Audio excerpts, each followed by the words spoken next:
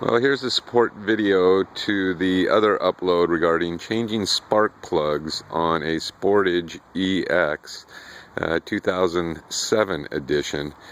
This is at 97,000 miles on it. Spark plugs were never changed, and I know nowadays everybody's going, oh, spark plugs last longer, they can go 100,000 miles. I'm not a big believer in it. 10,000 maybe, but 100,000 miles on the same spark plugs. In the other video, you'll see a comparison between the two, an old and a new spark plug that I took out. But personally, I think they need to be changed, and hopefully this video will help to allow you to change them a little more readily. But the cowling is off already, as you can see, and this has all been back together. The car's been out, but my sister's been driving it. It's her car that I'd worked on. But I just wanted to point out a few things that you may want to get before you put your job together. First of all, your air throttle, there's a gasket right here. You'll want to order that.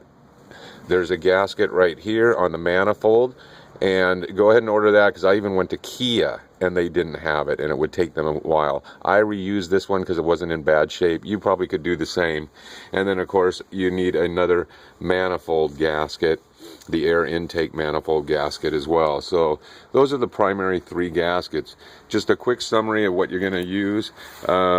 You've got a 12 millimeter, I've got an open and a boxed end. I've got a small socket set, mostly the 10 and the 12 millimeters.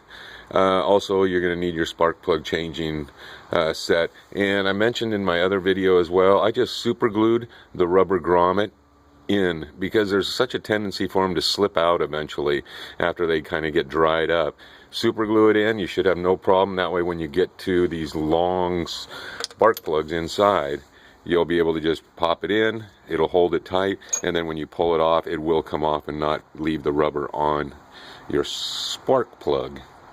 So just a quick overview to kind of the other video, you'll be able to see that it's all apart in some of the back portions, but you've got all your 12 millimeters that you'll take off. There's 7 of those there. There's 2 right behind here, and then of course the grounding strap.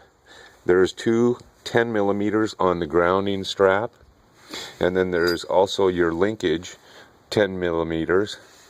I personally would recommend taking your entire air intake from the air filter off, and that's just nothing more than popping these 4 clips off, disconnecting the wire, and then you can disassemble just from the screw here, and then that'll allow you access to your bolts here. On this particular air intake, on the bottom there is a bracket that kind of holds a few things on, so you'll want to make sure that you slip that bracket back on before you put the bolts in as well. And one of them is a stud style, so it'll allow you to line it up at least on one of the studs. As far as taking the mounts off, I took off screws here. I just unclipped your wires here. Very straightforward, just pops up like so on the other side, and you'll be able to pull it right off. Snaps right back on.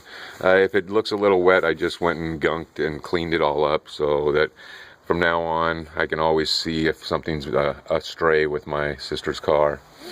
Same thing here, I just took the bolts off. I was able to leave the vacuum sensor on, and then of course your linkage cable will come undone as well, and those are 10 millimeters. Okay, the hard ones are right here. After you get the linkage off, and I wish I could show you a little more, but I show it in the other video.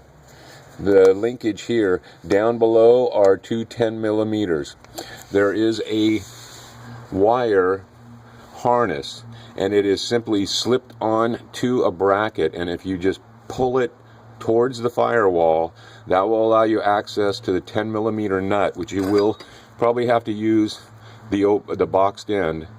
But by taking the one off below the linkage first, that will allow you to get things out of the way, because just To the passenger side of that is also another 10mm nut that you will definitely have to use the box because it is a recessed style.